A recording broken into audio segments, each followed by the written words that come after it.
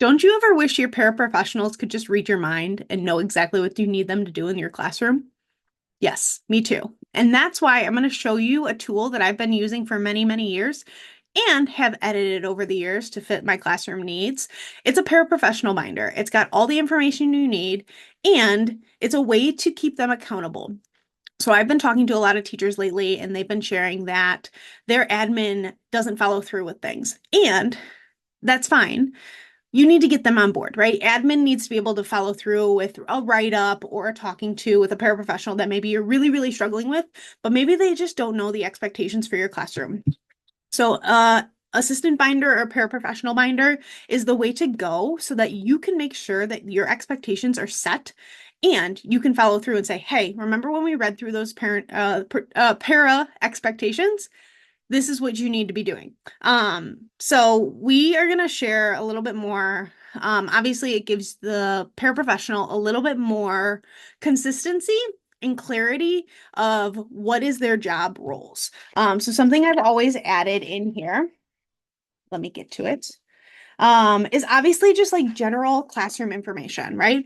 How do things run in this classroom or in the school? Do I need to attend meetings? How can I have a visitor at work? Reading my school emails, those types of things, some housekeeping things.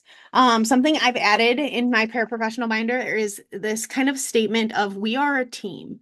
We work together. We refrain from gossiping about each other. We refrain from criticism of each other. If you have a concern, bring it to me because people are listening. People are understanding how our classroom is being run. And if you're talking poorly about our classroom, that can really be a problem. And then I also break down some other paraprofessional things, which I've taken from a job description before. Um, what else? What else? I've also explicitly said what the role of the classroom teacher is. So here's what you do, here's what I do. And ultimately it says like I have the final say on things. This is my classroom, but we are going to work together so that we can contain consistency and everybody has an idea of what their role truly is. Something else that I put in here is confidentiality, and I might be able to find it quickly. It's just a little statement about if you are talking about our students, we are maintaining confidentiality. We don't talk about students outside of school, that kind of thing, or you're really being discreet about what information you're sharing. I can't find it in there right now, but it is in there. Because that's important too.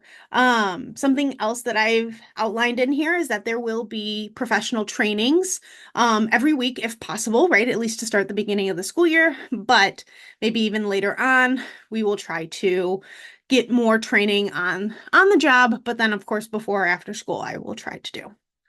Um, so when you're coming up with your own paraprofessional binder, whether you use mine or not, I will link mine below so that you can have access to this as well and edit for your classroom. But we really want to think about having classroom procedures, classroom routines, student goals, basic student information is helpful to be in there. Any behavior support plans, observation data sheets, that kind of thing, emergency procedures, right? Other things that are systematic for the classroom are super helpful to have. Obviously, the procedural things are helpful, like where can I put my things? When can I get my lunch? That kind of stuff is helpful too. But information about the students can also be in there. Contact lists, school policies, those kind of things can also go in there.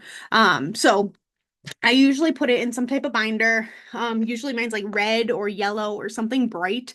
This green was pretty bright. And so I know that this is our paraprofessional binder. And you can either put tabs on the inside or have it digitally and email it to them, whatever makes sense, because we want to be able to review this multiple times. Or if something does come up, I can say, hey, let's take a moment to review that together. And what else do you need to be successful? So just continuing to be on that same page. We want to be professional as possible. So it's not here to micromanage, but at the same point, it is a guidance document that you need to be able to use in your classroom when it is needed, for sure. So If you feel like you use a paraprofessional binder or you haven't used one, go ahead and comment below if you want this link, if you can't find it in the caption, and I will make sure to get you that so that you can get your own paraprofessional training binder. But if you've used one in your classroom, please share your experience because we love to hear from you guys of how you are doing. So, of course, make sure to like and subscribe for more information about paraprofessionals or just classroom things in general, and we will talk soon.